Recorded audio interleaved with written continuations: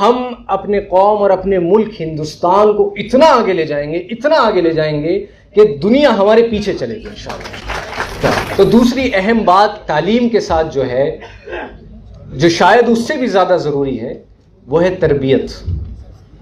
یہ بھی ہم نے 1000 مرتبہ سنا ہے کہ تربیت بہت اہم ہے، آئے دن ہم سنتے ہیں، لیکن تربیت ہے کیا چیز؟ میں جہاں تک سمجھا ہوں، تربیت علم کی عملی شکل ہے۔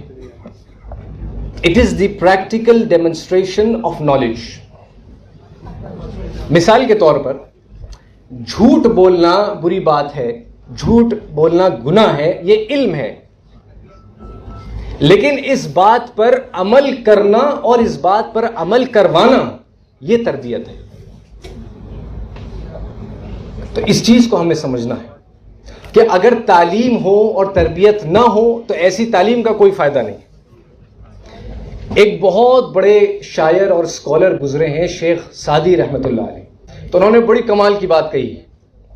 انہوں نے کہا ہے کہ تعلیم بغیر تربیت کے ایسے ہے جیسے گدھے پر لدی ہوئی کتابیں، ان کتابوں کا کوئی فائدہ نہیں۔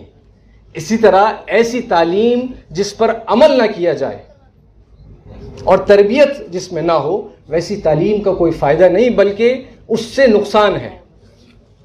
مثال کے طور پر ہم سب جانتے ہیں، ابھی جو میں نے کہا کہ جھوٹ بولنا بہت بری بات ہے، ہم بچوں کو بتاتے ہیں کہ یہ گناہ ہے بہت بڑا، لیکن دوسری طرف ہم کیا کرتے ہیں؟ آپ کو کہیں پہنچنا ہے اور وہ آپ کو فون کرتے ہیں کہ بھائی آپ کہاں ہیں، اور آپ گھر پہ بیٹھے ہوئے ہیں، اور آپ کہتے ہیں کہ ہاں بس 5 منٹ میں پہنچ رہا ہوں، راستے میں ہی۔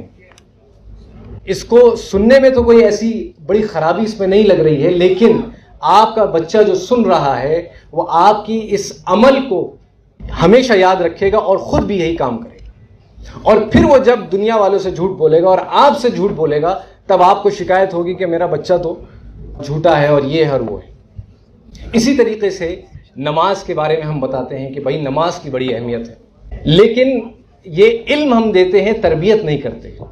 مثال کے طور پر میرے والد صاحب یہاں موجود ہیں الحمدللہ، ان کا یہ ہمیشہ سے معمول رہا ہے کہ جب بھی رات کو وہ لوٹتے تھے تو گھر میں داخل ہوتے ہی وہ یہ نہیں کہتے تھے کہ مجھے پانی پلاؤ، وہ یہ نہیں کرتے تھے کہ پہلے میں آرام کروں گا، یا کوئی اور بات نہیں کرتے۔ سب سے پہلی بات جو وہ کہتے تھے وہ یہ تھی کہ نماز پڑھی کہ نہیں پڑھی۔ اس کے علاوہ اپنے بزی اسکیجول ہونے کے باوجود آج وہ الحمدللہ